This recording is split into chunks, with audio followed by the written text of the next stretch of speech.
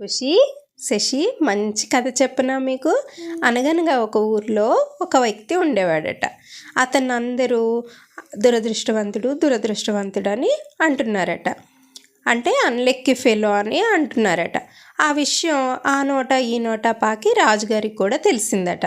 ఏంటి ఇతన్ని అందరూ అన్లక్కీ అన్లక్కీ అంటున్నారు, ఇతని ఫేట్ నేను మార్చేస్తాను, ఇతన్ని తీసుకొని వెళ్ళి అనేసి అతన్ని తన అంతఃపురానికి తీసుకెళ్ళి అతనికి ఒక రూము సర్వెంట్స్ అన్నిటినీ ఇచ్చాడట. అప్పుడు అతను నైట్ ఇంక అయిపోయింది, ఆయన పడుకున్నారు. రాజుగారు కూడా తన రూమ్కి వెళ్ళి పడుకున్నారు. మార్నింగ్ లేచాక రాజుగారికి ఇతను గుర్తొచ్చాడు.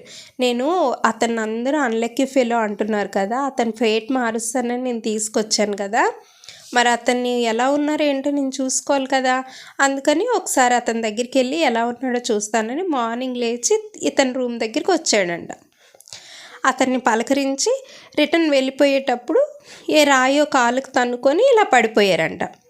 అరే నిన్ను అందరూ అన్లక్కీ అని అంటారు, నిజమేరా, నిన్ను చూసి నేను ఇలా కింద పడిపోయాను అనేసి భటులు రండి అని భటుల్ని పిలిచి వీడికి ఉరివేసేయండి, వీడు నిజంగానే దురదృష్టవంతుడు, పొద్దున్న వీడి మొహం చూడగానే నాకు కాలికి దెబ్బ తగిలింది అని చెప్పాడంట.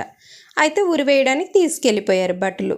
అప్పుడు ఉరివేసే ముందు రాజుగారు ఇతన్ని మరి నేను దురదృష్టవంతుడని నేను కరెక్ట్గానే డెసిజన్ తీసుకొని ఈయనకు ఉరేసేస్తున్నాను కదా అని ఆ అన్లక్కీ అనే అతని దగ్గరికి వెళ్ళి, చూసావా నువ్వు దురదృష్టవంతుడు అని నువ్వు ఒప్పుకుంటావా, నిన్ను చూడడం వల్లే నాకు మార్నింగ్ కాలుకి దెబ్బ తగిలింది అని అన్నారట.